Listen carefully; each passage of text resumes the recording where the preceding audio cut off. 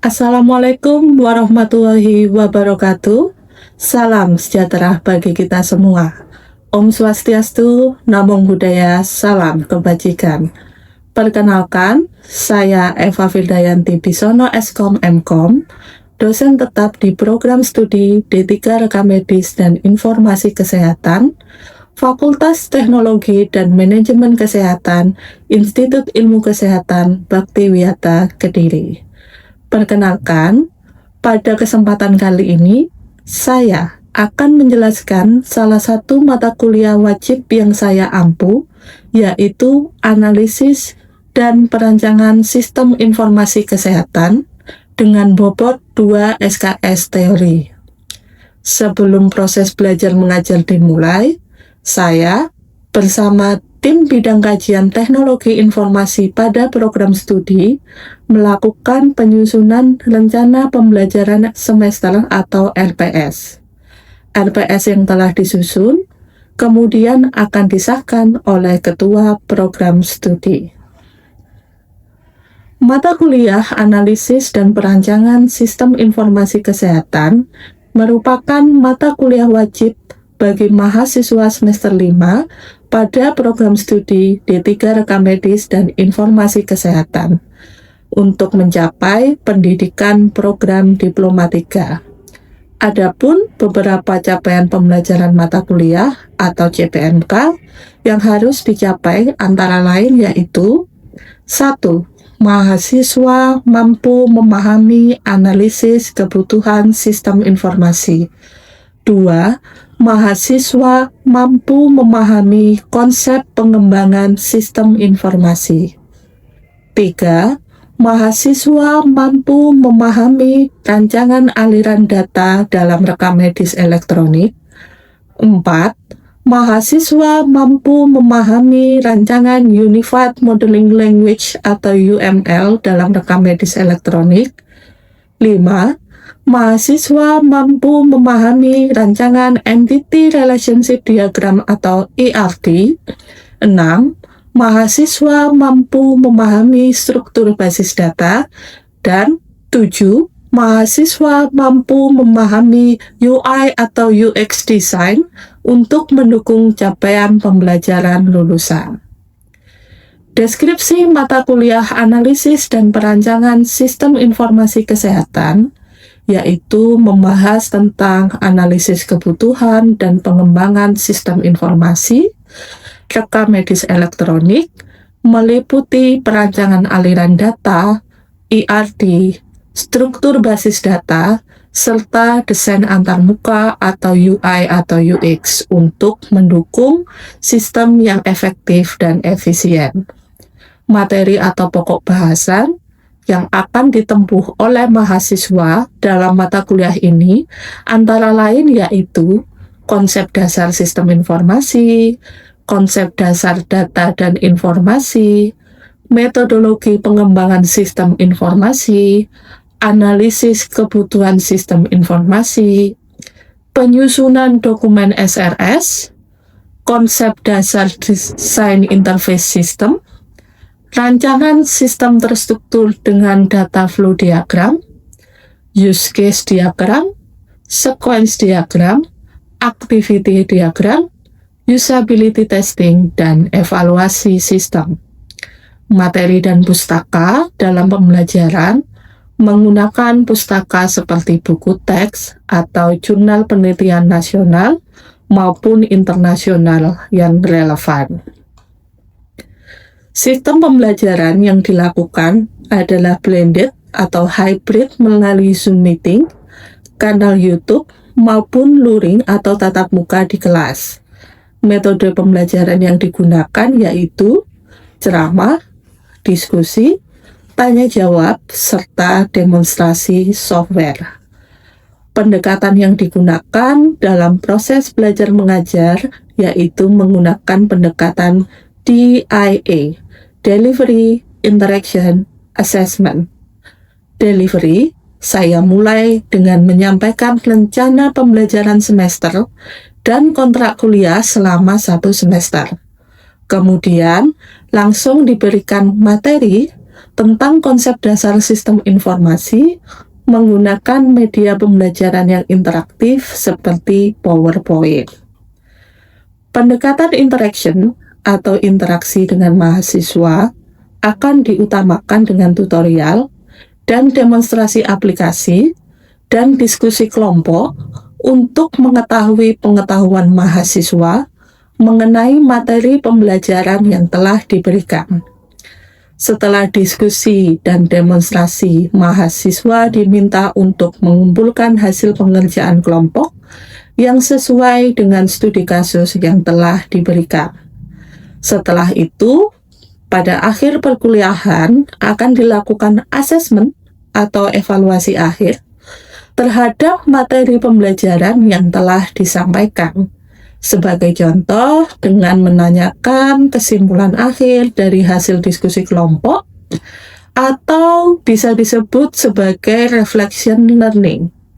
Selain itu, dapat juga dilaksanakan kuis maupun pemberian tugas sesuai capaian pembelajaran, dan dikumpulkan selanjutnya melalui Moodle dengan batas waktu pengumpulan. Sedangkan asesmen akhir dilakukan evaluasi penilaian proyek akhir yang telah dikerjakan oleh mahasiswa secara berkelompok. Nilai asesmen akhir diterbitkan sebagai haki dengan contoh produk yang dihasilkan dari proyek akhir untuk dijadikan sebagai contoh pada tahun berikutnya untuk dapat lebih memahami materi yang disampaikan. Haki tersebut adalah Prototype Document SRS atau Software Requirement Specification. Sistem penilaian mata kuliah ini terdiri dari UTS 30%, UAS 30%, tugas 40%. Pelaksanaan UTS dan UAS mahasiswa dilakukan secara Computer Based Test atau CBT dalam bentuk soal pilihan ganda dan vignette dengan tujuan mengukur kompetensi mahasiswa dalam memahami materi yang diberikan dalam bentuk studi kasus. Berikut merupakan salah satu contoh perkuliahan analisis dan perancangan sistem informasi kesehatan yang saya lakukan secara luring di kelas D3 Rekam Medis dan Informasi Kesehatan Fakultas Teknologi Manajemen Kesehatan, Institut Ilmu Kesehatan, Baktiwiyata, Kediri. Assalamualaikum warahmatullahi wabarakatuh.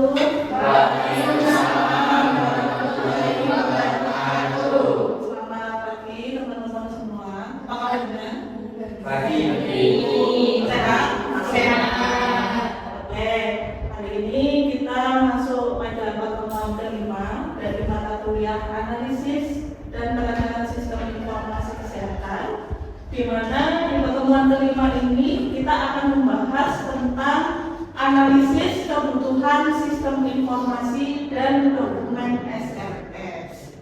Sebelum memulai perkuliahan, jadi teman-teman di sini setelah mengikuti perkuliahan pada hari ini, teman-teman nanti akan mampu memahami apa itu yang disebut dengan kebutuhan fungsional.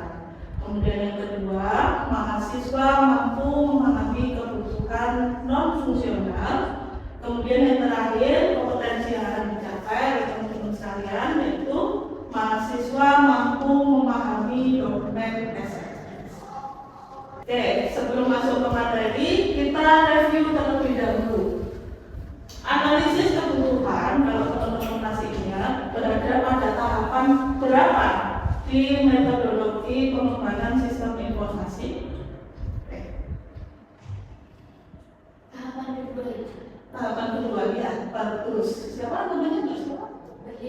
Mbak Berliana. Ya, betul ya, tahapan Mbak Berliana. Kemarin kita sudah mempelajari di pertemuan 4, yaitu analisis kebutuhan pada tahapan pertama di metodologi pengembangan sistem informasi.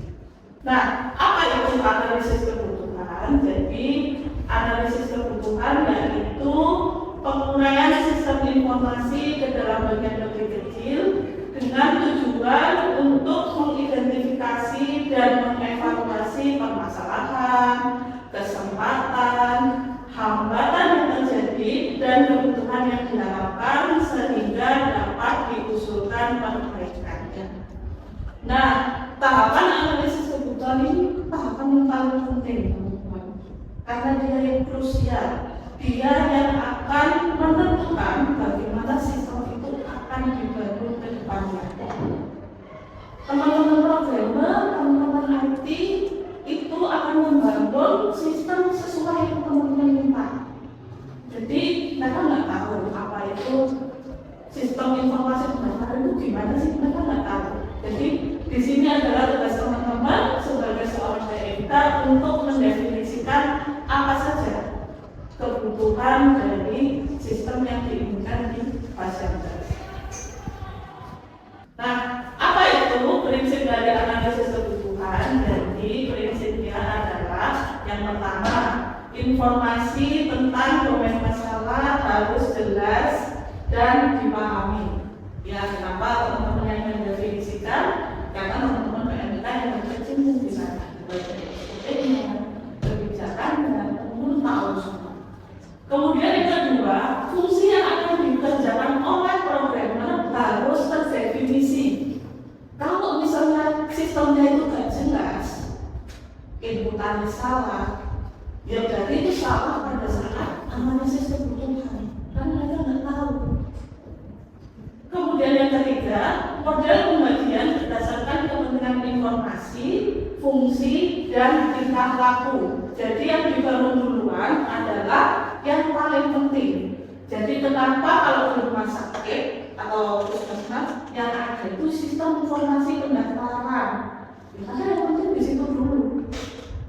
Yang ketemu dengan pasien, yang menentukan waktu pelayanan jadi pendaftaran, gitu kan ya. Kemudian yang terakhir, proses analisa harus dimulai dari informasi menuju detail implementasi. Nah, tahapan analisis yang kebutuhan ada 3 tahapan. Yang pertama adalah identifikasi masalah. Kita identifikasi penyebab masalahnya apa. Misalkan, kenapa kok pendaftaran? Masalahnya apa sih? Oh, waktu tunggu pasiennya itu sangat lama.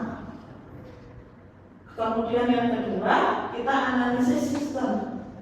Kita identifikasi solusinya apa. Oh, kalau waktu tunggunya lama, ya kita pakai komputer buat mendaftar. Kita bikin sistem. Kemudian yang ketiga, analisis kebutuhan. Ini mengidentifikasi data, proses, kemudian kebutuhan apa saja yang akan digunakan pada sistem baru, termasuk kebutuhan fungsional dan non-fungsional. Kebutuhan fungsional. Kebutuhan fungsional adalah kebutuhan yang berisi proses apa saja atau layanan yang harus disediakan oleh sistem. Dia mencakup bagaimana sistem harus bereaksi pada input tertentu dan bagaimana perilaku sistem pada situasi tertentu. Namanya saja kebutuhan fungsional, berarti fungsi-fungsi yang harus ada di dalam sistem. Contohnya, sistem dapat mencetak laporan, berarti kan sistemnya harus punya menu itu. Kemudian sistem mampu mencari jadwal dokter, sistem mampu mencari laporan bulanan. Nah, itu pokoknya kebutuhan fungsional itu memuat fitur-fitur yang ada di sistem yang akan dibangun. Kebutuhan yang selanjutnya adalah kebutuhan non-fungsional. Jadi kebutuhan non-fungsional ini kebalikan dari kebutuhan fungsional. Namanya saja ada non-nya, berarti di luar fitur-fitur. Kebutuhan yang menitik beratkan pada properti perilaku yang dimiliki oleh sistem. Kebutuhan non-fungsional dapat ditinjau dari sisi usability, portability, reliability maupun supportability. Contohnya seperti apa, Bu? Contohnya kalau dari sisi operasional, saya bilang tadi kebutuhan di luar fitur.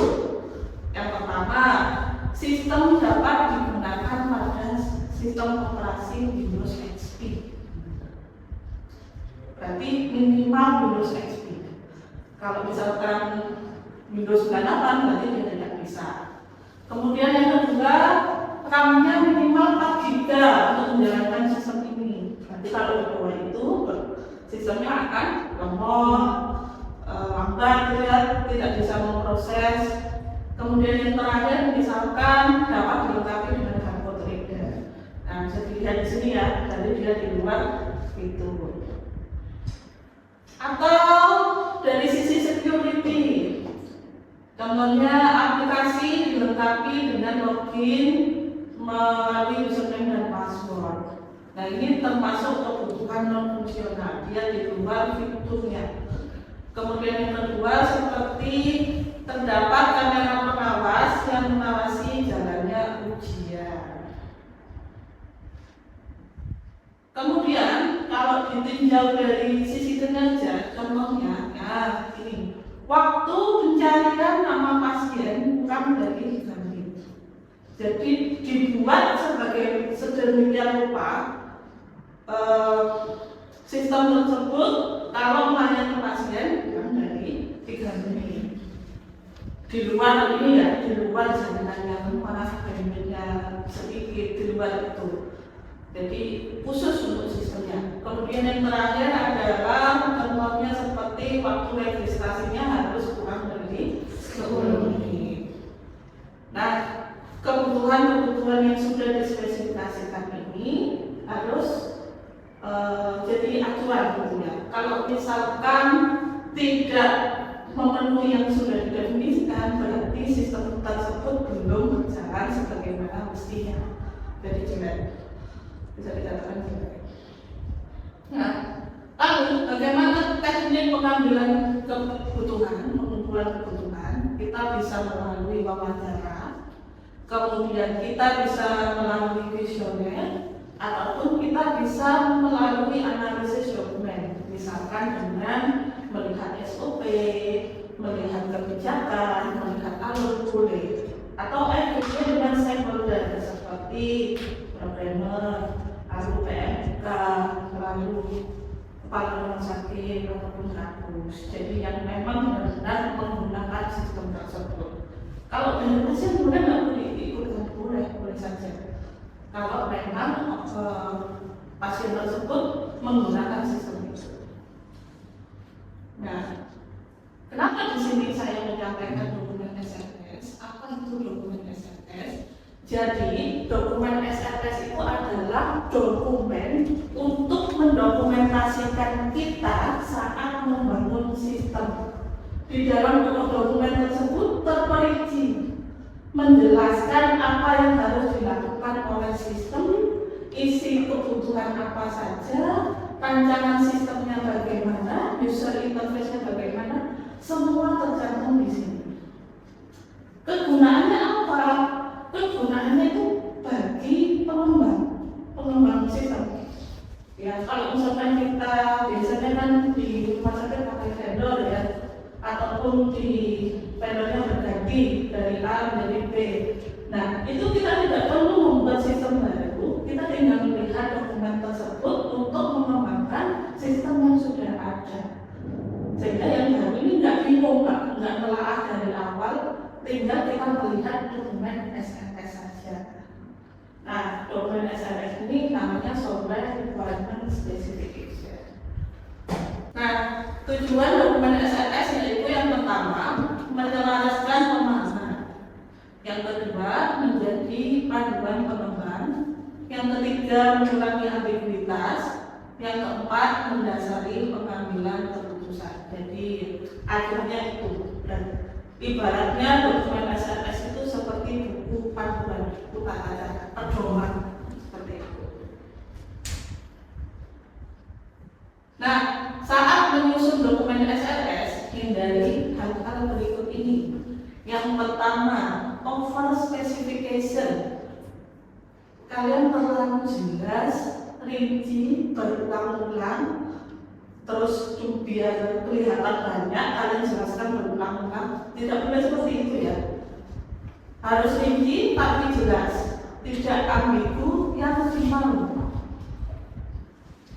Yang kedua, harus konsisten ya. Tidak boleh tidak konsisten saat penulisan.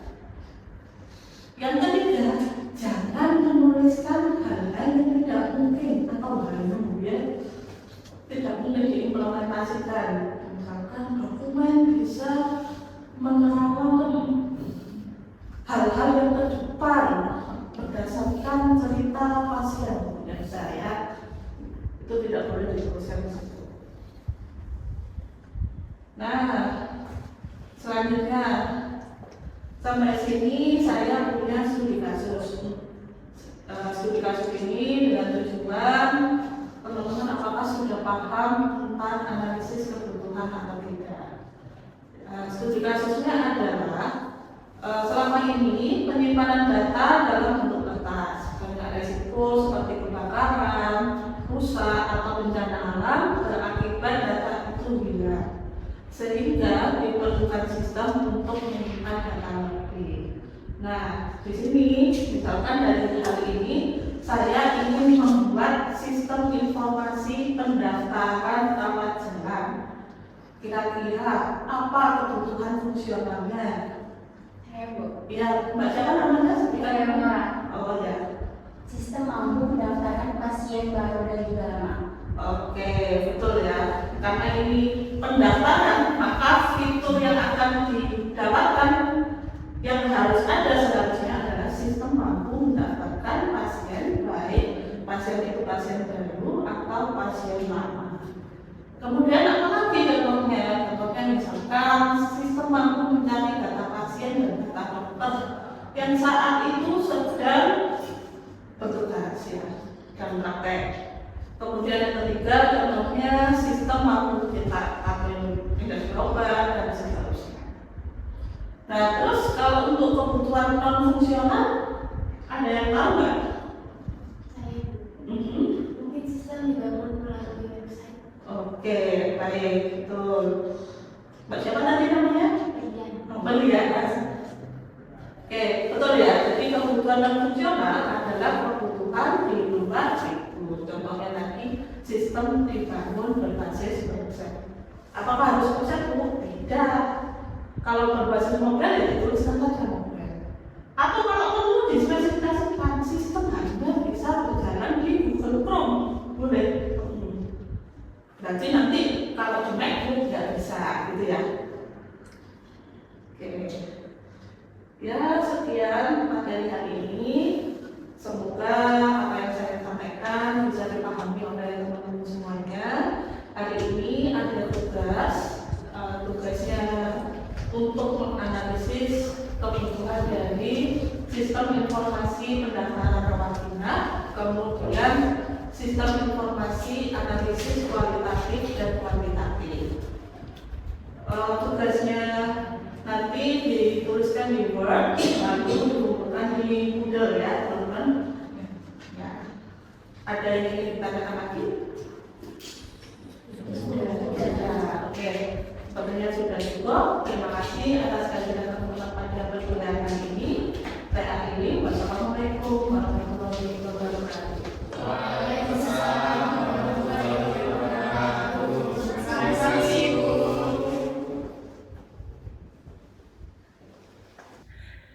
Demikian video pernyataan diri dosen dalam unjuk kerja Tridharma Perguruan Tinggi bidang pengajaran yang dapat saya sampaikan. Atas segala kekurangan dalam penyampaian saya mohon maaf. Terima kasih atas perhatiannya. Saya akhiri. Wassalamualaikum warahmatullahi wabarakatuh.